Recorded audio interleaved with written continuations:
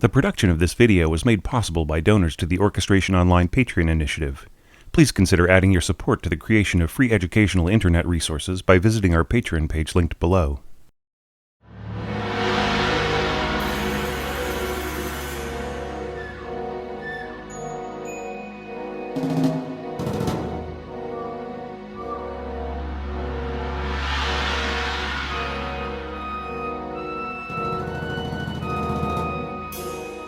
The E-flat clarinet's capability for solving certain problems of color and balance are nearly as prodigious as that of the bass clarinet, but should not be overused.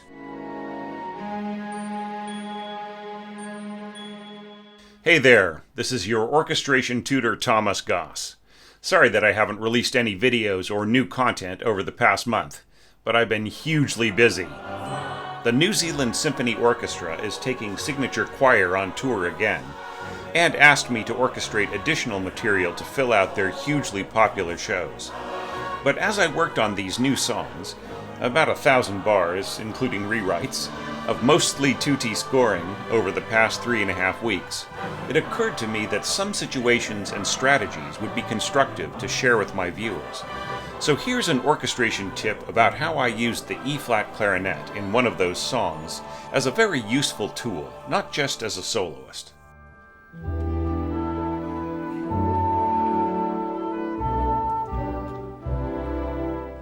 The E-flat clarinet has remained something of a misunderstood instrument since its introduction into the orchestra a couple of centuries ago. Beginning orchestrators may score it everywhere in their early works, heedless of the limitations of focus and energy from the player, or avoid it entirely, taking the countless cautions about those limitations so seriously as to eliminate it as a possible resource. And of course, for the smaller semi-pro and student orchestras that a breakout composer may work with at first, it's hardly an instrument they can ask for in their scores with complete confidence, both in terms of availability of the instrument and technical command of the players. But the problems don't end there, because in scores by more experienced composers for more professional orchestras, the E-flat clarinet may only make appearances in solos and featured lines, with support roles limited to whatever has to be scored until the player has a chance to swap back to their standard B-flat or A clarinet.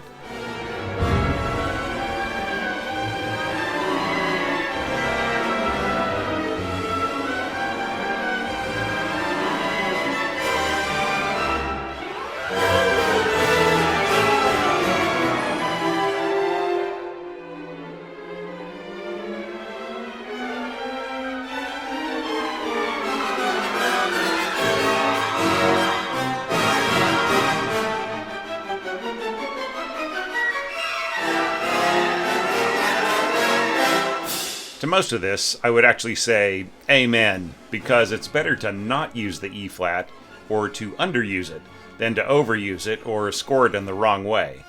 But if you have a chance to work with clarinetists in a professional orchestra, and you know what you're doing, then the E-flat can be a most useful instrument indeed. One has only to look at the score of Ravel's Piano Concerto in G to witness how many different roles the instrument can take on. Not just as soloist piping out piercing commentary high above the fray, but also thickening up gestures in the woodwinds, providing a bridge between piccolo and lower wind or brass solos, strengthening the tone and clarifying the articulation of exposed flute lines, adding a forceful, almost trumpet-like tone as the top voice of a wind chorale, simply adding a fuller, more piquant color to a tutti chord, and taking on the functional role of first clarinet in quite a few passages.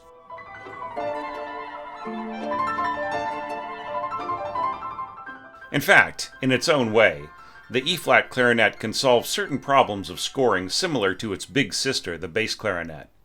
I had the chance to take advantage of that quality in my recent project for NZSO and Signature Choir, in orchestrating a medley of Fijian songs for their 2025 tour.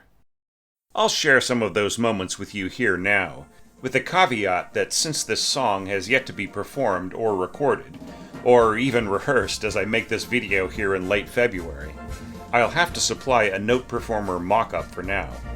But if and when the orchestra does record it, I'll link it in the info with timestamps of different excerpts for your reference.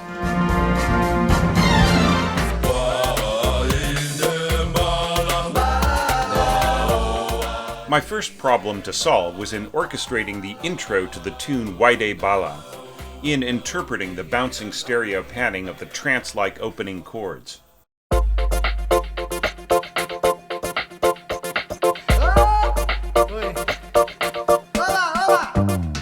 While I really couldn't arrange for the sounds to bounce back and forth across the concert stage, I could settle for an alternating timbral quality, simple enough already with standard winds, but even better when trading off between triads of piccolo topping the flutes, and E-flat clarinet topping the oboes. The complexity of overtones and the two highest winds give both instruments an edge, but in ways that are different enough that the qualities of tone really stand apart in this kind of situation.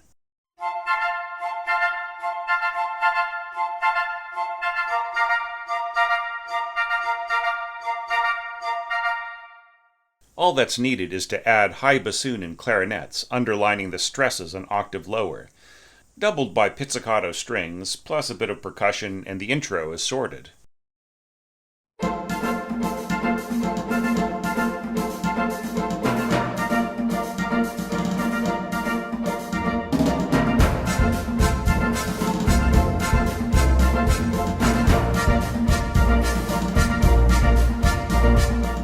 Just a little footnote here going forward. Eventually the winds and strings swirl downward to a basic pattern supporting the first verse. At this point, I allow the E-flat to take the role of the leading clarinet, as if it were the first player, doubling oboes and flutes at the start of the swirl, dovetailing into unison B-flat clarinets, then taking the top pitch of simple repeated F major triads with those clarinets, an octave lower than the intro.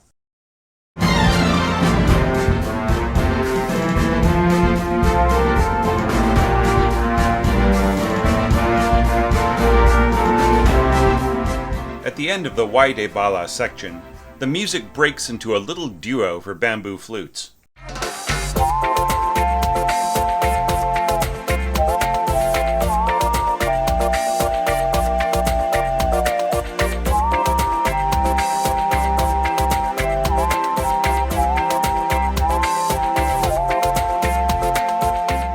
Capturing the essence of that sweet, undefinable tone, but keeping the energy going against an ongoing, fully engaged orchestral accompaniment presents some problems.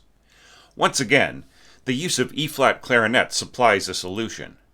The harmonized melody at pitch in flutes doubled by clarinets, with E-flat clarinet harmonizing below piccolo an octave higher.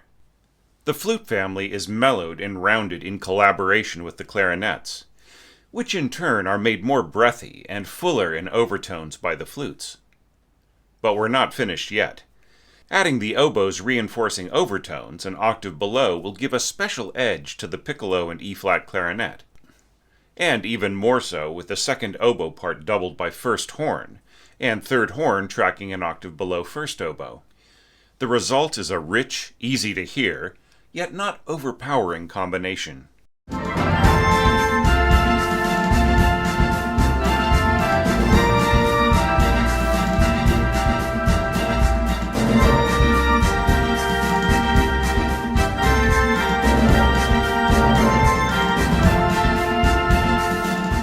Another footnote here, going into the next part of the medley. The vocal entry to the original recording of the song Masese has a fun delay added to the end of each statement. So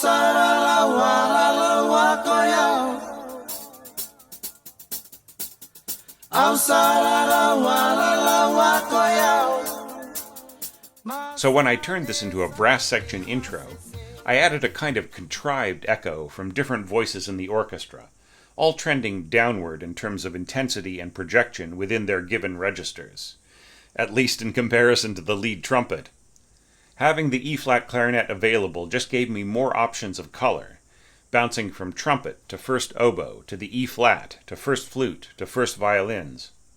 Then at the restatement, bringing in all the horns and trombones as well, I scored the echo in octaves, bassoon under first oboe, first clarinet under the E-flat, and then just first flute to itself again.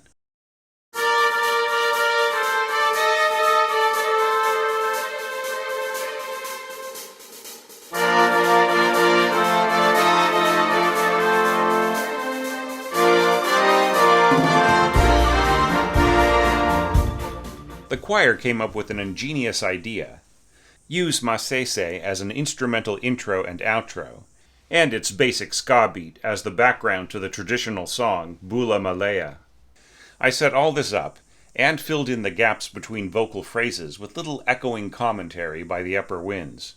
Some of this was a simple variation or extension of what I'd done previously, but even simpler.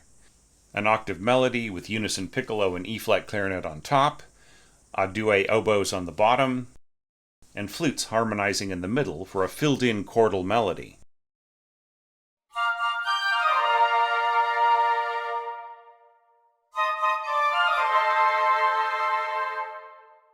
In two other places, though, I threw in some interplay between voices. The first instance of this involved a kind of climbing up and down over the framework of a dominant ninth chord, with some instruments pairing up for better blending and clarity of line. Notice how the E-flat slips in and out of the picture, supporting second oboe and then second flute on the way up, and then the reverse on the way down. At the apex, the piccolo at the bottom of its strong register will require no doubling to maintain the same weight as the instruments beneath it. But without the E-flat in there, this little gesture would be a lot less clean.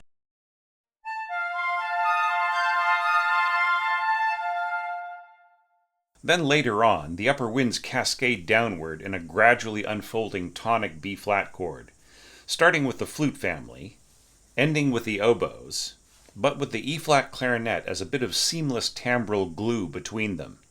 While this and some other strategies we've looked at would also be possible with a B-flat, the heavier tone would show the seam a bit more, and would feel less naturally transitional.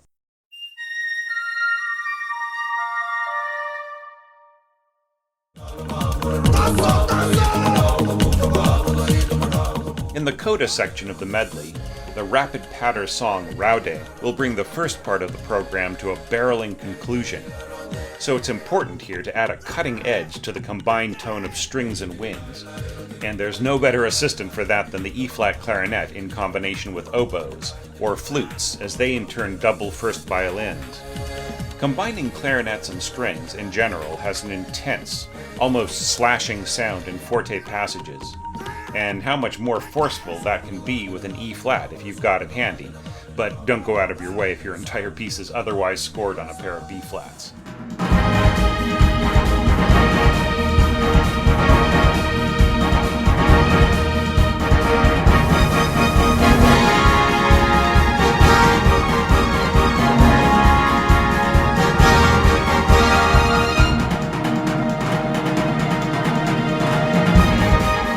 Notice, though, that however many trills, flurries, and figuration, I always give the E-flat player ample time to catch their breath. And the longer I keep the E-flat at this kind of intensely driving playing, the fewer really high notes I bother scoring. In fact, as you may have noticed, throughout this entire song, I've rarely scored as high as written G6 or F6, keeping more to C6 as a general ceiling. This helps the player save up their chops for when they really need them, like this one solo earlier in the medley, based on a children's song. The stark loneliness of the E-flat's reedy tone against the backdrop of a deserted beach, complete with a few picturesque bird calls and rumblings of the surf, says everything I need it to.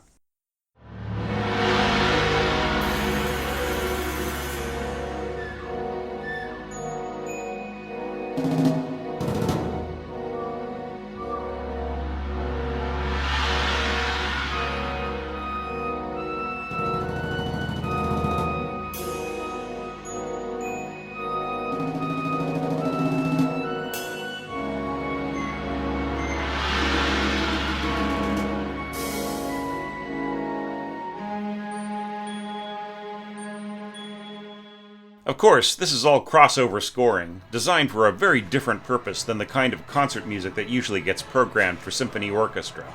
But before anyone gets the idea that this is lightweight fluff, or effortless to orchestrate, think again. Truly putting every bit of art, craft, foresight, and soul that you've got into a project like this makes an enormous difference to the performers, and to the audience, whether they understand everything you're doing or not. The results can elevate the experience of everyone involved to a very high level if you're sincere about it, and don't treat it like anything less than the best you can score. And with that, let's close this video with a look back at the E-flat clarinet scoring in that Ravel piano concerto again, jumping through several excerpts with my on-screen comments to help you focus on the different useful strategies for getting the most out of the instrument as an integral part of the orchestra, not just a soloist. See you again very soon.